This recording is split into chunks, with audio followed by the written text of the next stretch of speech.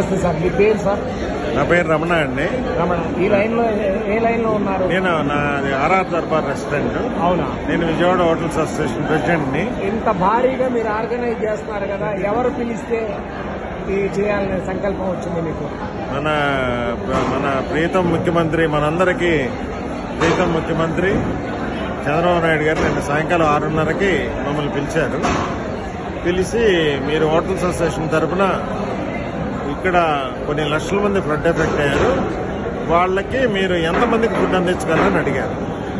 మీ ఇష్టం సార్ అని అంటే మీరు 1,50,000 మందికి ఇవ్వగలరా అన్నారు. లేదు సార్, 1,00,000 మందికి ఇవ్వగలని చెప్పాము. అయితే 1,00,000 మందికి బ్రేక్ఫాస్ట్, లంచ్, డిన్నర్ ప్లాన్ చేయమన్నారు. చేసుకోమని చెప్పి మేము సరే అని చెప్పి మేము 7:30కి వచ్చి ఒక వార్ రూమ్ లాగా పెట్టుకుని మేము మొత్తం దాన్ని ప్లానింగ్ మొదలుపెట్టాము. అనుకోకుండా మనకు ఒక మంచి సపోర్ట్ ఇచ్చే మాస్టర్ కూడా దొరికాడు. బ్రేక్ఫాస్ట్ కూడా ఒక అతను మంచి అతను ఒక్కడే మొత్తం ఏదైనా కానీ మాస్టర్లు 100 మంది పనిచేశారు. 100 మంది వర్కర్స్, 100 మంది మాస్టర్. ప్యాకింగ్ చేసేవాళ్ళు దగ్గర 300 మంది ప్యాకింగ్ చేశారు. వాలంటరీ కదండి, పెయిడ్.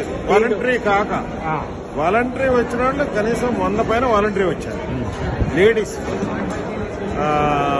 వాళ్ళు మేము అప్పుడు అనుకుని రాత్రి ఒక్కొక్క ఐటమ్ ప్రొక్యూర్ చేయడానికి 4.5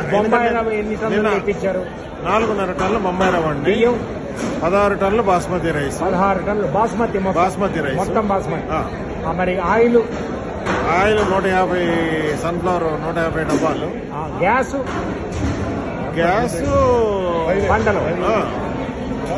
కట్టెలు కూడా తెచ్చారు. 20 గ్యాస్ సిలిండర్లు. కట్టెలు కట్టెలే 1,25,000 రూపాయలు కట్టెలు పెట్టి 1,25,000 రూపాయలు కట్టెలు. ఇప్పటికి ఎన్ని ప్యాకెట్లు వెళ్ళి? ఇప్పటికి మేము బ్రేక్ఫాస్ట్ 60,000 మందికి అందించగలిగాము. భోజనం 1,00,000 మందికి భోజనం. ఇప్పుడు ఇవన్నీ వాళ్ళ దగ్గర చేరుతున్నాయా?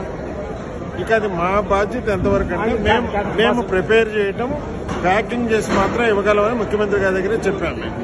సార్ మేము ఇంతవరకు ఇవ్వగలం సార్, డిస్ట్రిబ్యూషన్ బాధ్యత మీరు అక్కడ డెలివరీ తీసుకుని మా దగ్గర నుంచి వెహికల్స్ పెట్టుకుని మీరు డెలివరీ చేసే బాధ్యత మీదేం చెప్పాము.